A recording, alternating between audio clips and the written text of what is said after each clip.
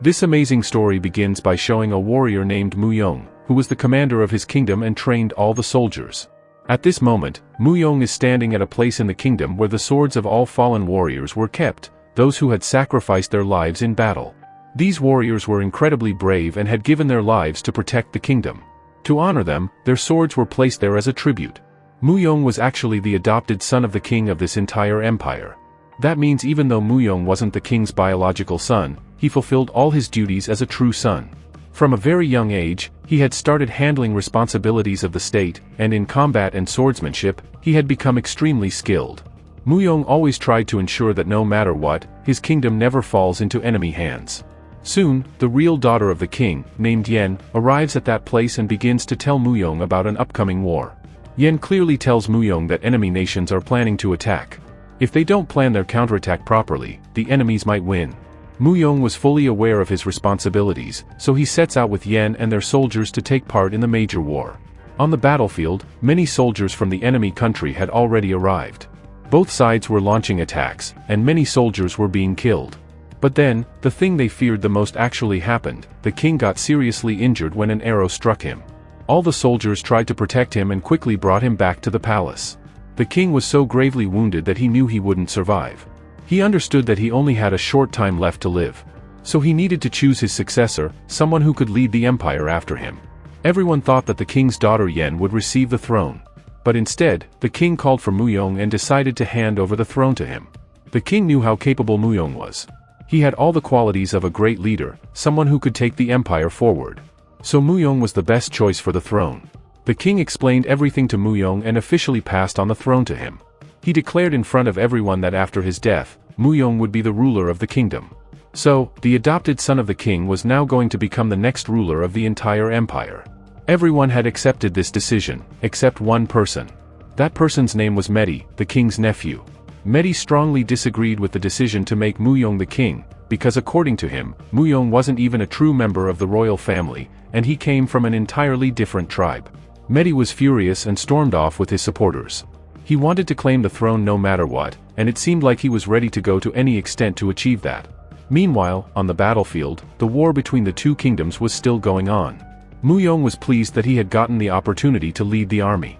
He was now issuing commands like a true king, and was launching attacks on the enemy exactly as planned. Everything seemed to be going well. Yen, however, had come to her father's side and was feeling disheartened. She went to gather some first aid supplies for him, but while she was gone, someone unexpectedly entered the king's tent. It was none other than his nephew Medi. Medi confronted the king and told him bluntly that he didn't accept the decision. He asked why on earth the king had made someone like Muyong the ruler. The king calmly replied that Muyong had more abilities than Medi. He could make decisions like a true king, decisions that would benefit the entire empire. So, from that perspective, Muyong was the truly deserving one.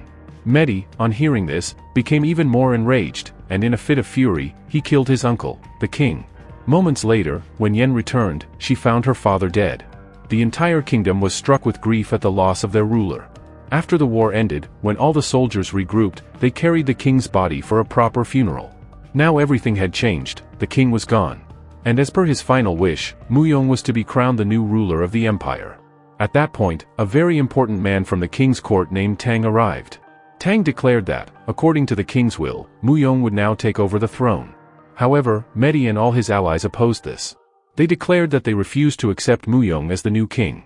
Just then, Yen also arrived and began trying to calm Medi down. Even Yen knew that Muyong was the most capable. But then, Muyong came forward with all his men and declared, "I don't want to become king. Not until every person in this kingdom accepts that I truly deserve it." In fact, Muyong went one step further and said, "You, Princess Yen, can become the new heir to this empire." Meaning, Princess Yen would now lead the entire kingdom. Medi and his followers were not at all happy about this either. They walked away from there and began plotting in secret. Medi said, "Spread rumors everywhere that a woman can't be a king." Now, following Muyong's advice, Yen had decided that she would take over the throne. But Muyong explained to her that she would need intense training for that. Her life could be in danger, so the first step was to learn self-defense. Yen listened carefully and agreed. Her rigorous training began the very next day. She was put through multiple levels of training, all suggested by Muyong, so she could become a strong fighter. In fact, all these training modules were originally designed for male soldiers. But if Yen wanted to rule the empire, she would have to endure them. She would need to pass all the levels and prove that she was worthy of leading the entire empire. At first, Yen struggled a lot and was being defeated in every level. But slowly, she started to improve. Muyong already knew that while Yen might not have brute strength, she possessed technique, and that's the greatest weapon a warrior can have. Meanwhile, we also discover that Medi and some of his followers were spying on her. They were secretly planning something to seize control of the empire. Muyong then tells Yen, "You are now the only surviving member of the royal family. You must carry the legacy forward and become a great leader." Hearing these words from Muyong, Yen understood that she would need to put in extreme effort. Small efforts were not going to be enough. One day, when Muyong was sparring with Yen in front of all the soldiers, Yen gave him a tough fight. Everyone was shocked to see how Yen had learned so much in such a short amount of time. Muyong was the kingdom's strongest soldier, and for someone to stand toe-to-toe with him meant they had to be exceptionally brave. Gradually, everyone started to accept that Yen would be the one to take over the throne. In fact, the soldiers had already begun referring to her as their queen. Now, only a little time remained before Yen would complete her training and officially assume power. Meanwhile, we see Medi plotting something in the shadows. His group had gathered for one reason only, to eliminate Yen and wipe out the royal bloodline completely. After that, Medi likely planned to launch an attack on the entire kingdom. Without hesitation, Medi sent his men to kill Yen. At that time, Yen was shown resting peacefully beside a river with her horse. She had no idea that assassins were closing in from all sides. Slowly, the assassins sent by Medi surrounded her and launched their attack. They were armed with various weapons. However, Yen had learned all of Muyong's defensive techniques, and she used them to her advantage. She fought back and began to flee into the forest, trying to save her life.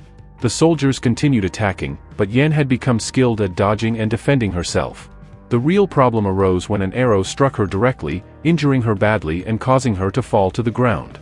It now seemed as if the assassins were going to capture and kill her. But just then, hidden traps placed in the forest were triggered.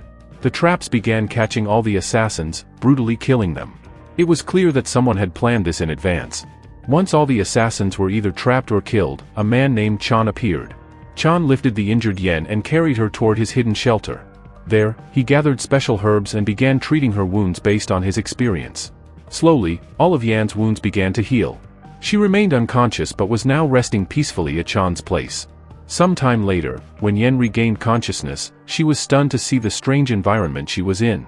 There were many unusual medicinal substances and herbs around her, things she had clearly never seen or discovered before. After seeing all those unusual things around her, Yen was still trying to process it when Chan arrived shortly afterward.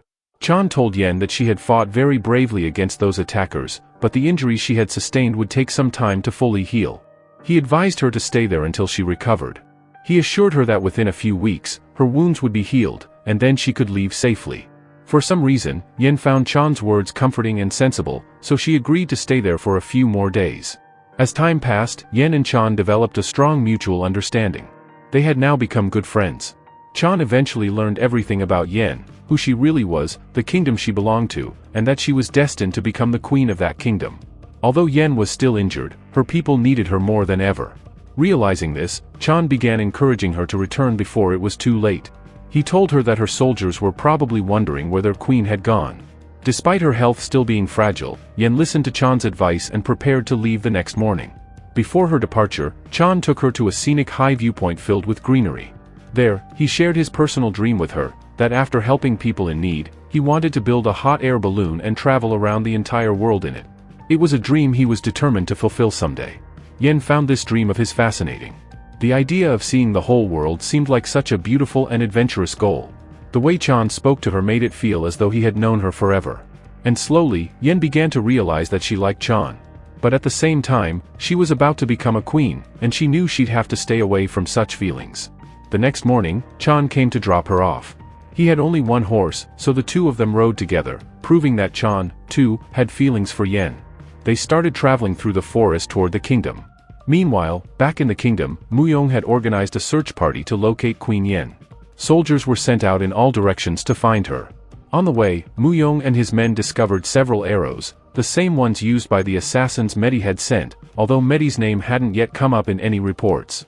Muyong suspected Medi, but with no proof, he couldn't take any action. As the investigation continued, Muyong stumbled upon a sword. It wasn't just any sword, it belonged to Chan, who had unknowingly left it behind during the earlier attack. When Muyong and Tang examined the sword, they were shocked. It was an ancient soldier's weapon, the kind only warriors from long ago used. Why was such a sword lying in the forest? This revealed an important clue. Chan was likely the son of a powerful and dangerous ancient warrior, and he had accidentally left behind his father's blade. Just then, Muyong heard some voices and, along with his soldiers, headed toward the riverbank. There, they found out that Chan had safely brought Yen back. Yen was overjoyed to see everyone again and rushed toward them. But Muyong grew slightly suspicious, wondering if Chan might try to harm her. Yen quickly explained everything, how Chan had helped her when she was badly injured, and how he used his deep knowledge of herbs and natural medicine to treat her wounds and save her life. When Muyong heard this, he sincerely thanked Chan for saving Yen. However, neither Yen nor Muyong was yet aware that Medi and his men were the ones who had attacked her. For now, everyone was back safely, but the kingdom was far from secure. Muyong thanked Chan once more and left, but Chan felt deeply lonely after Yan's departure. Suddenly, on the way back, a soldier approached Muyong and informed him that a neighboring kingdom was preparing to launch an attack. Immediate action was needed, they had to gather their forces and strike back swiftly. Muyong and the other soldiers rushed to the palace to begin strategizing. When Tang requested that Medi and his allies unite with them to defend the kingdom, Medi refused. He demanded that his status be raised, he wanted to be promoted from a general to the commander-in-chief. But Tang didn't think Medi was worthy of such a position, and so Medi declined to support the kingdom. Muyong couldn't afford to wait. With the remaining troops, he headed to the battlefield. The opposing kingdom's forces had already gathered in large numbers, aiming to capture and take over Muyong's kingdom. Muyong's soldiers were a bit nervous, and logically so, the enemy had far greater numbers. It seemed almost impossible to defeat them. Still, Muyong gave an inspiring speech, motivating his men. He told them that the future of the entire empire was in their hands, and no matter what happened, they must not bow down to the enemy. Very soon, the enemy forces launched their attack, and Muyong immediately ordered a counterattack. The battlefield turned chaotic, flooded with soldiers fighting to the death on both sides. The most shocking moment came when it was revealed that Yen had also joined the army. She wanted to contribute and help protect her kingdom. All around, it was a brutal war, soldiers fighting, bloodshed everywhere.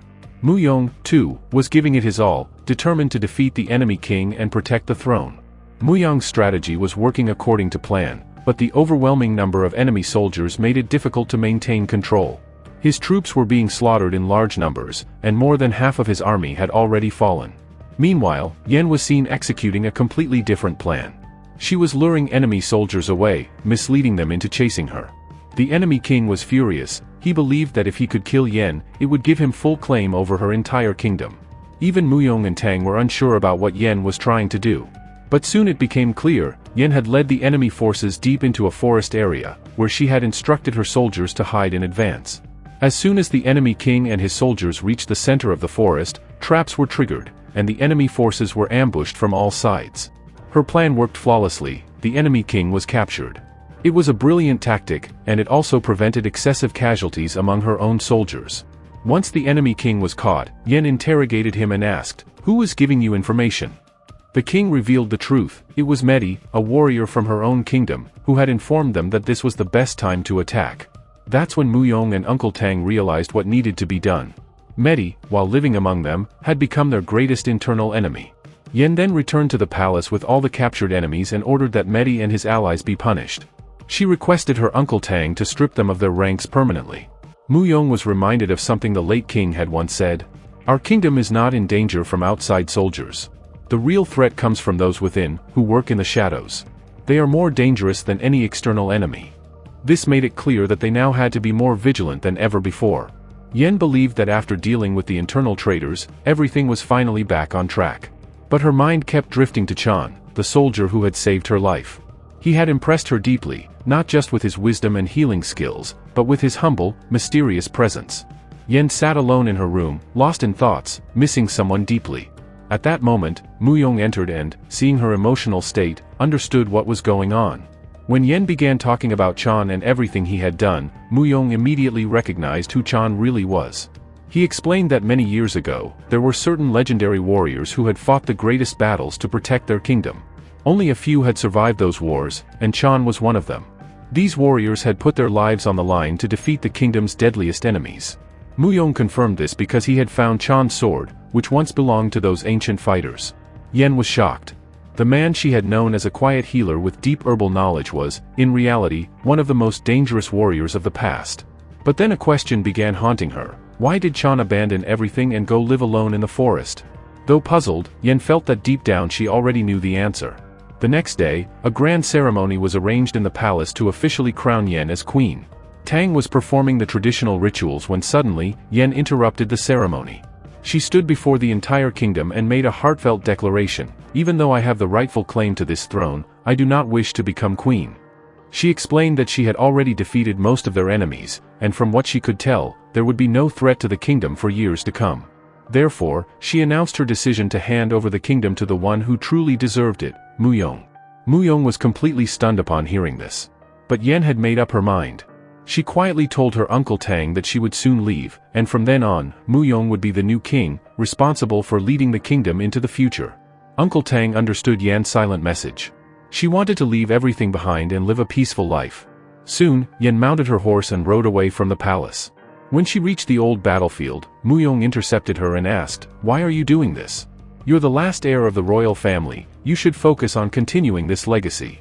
But Yan looked him in the eye and calmly replied, "I am going to live the rest of my life in peace." She was heading toward the one she truly cared for, Chan, the warrior who had possibly been waiting for her all along. Muyong instantly understood who Yan was talking about, and so he didn't try to stop her. Yan immediately set off toward the forest. That marked the beginning of a new era. Muyong would now take the throne and protect the kingdom as its rightful king. Meanwhile, in the forest, Chan was seen preparing a hot air balloon. With it, he intended to travel across the entire world. Just as he was about to take off, Yan arrived, running through the trees. She leapt onto the hot air balloon just in time, and Chan caught her. Now, perhaps the two of them would begin their journey around the world together. This was the very life Yan had once imagined with Chan, and now, it was finally becoming reality. She felt at peace, knowing that Muyong was the perfect leader to rule the kingdom, and deep down, that's what her father had always wanted. With everything falling into place, our story comes to a close.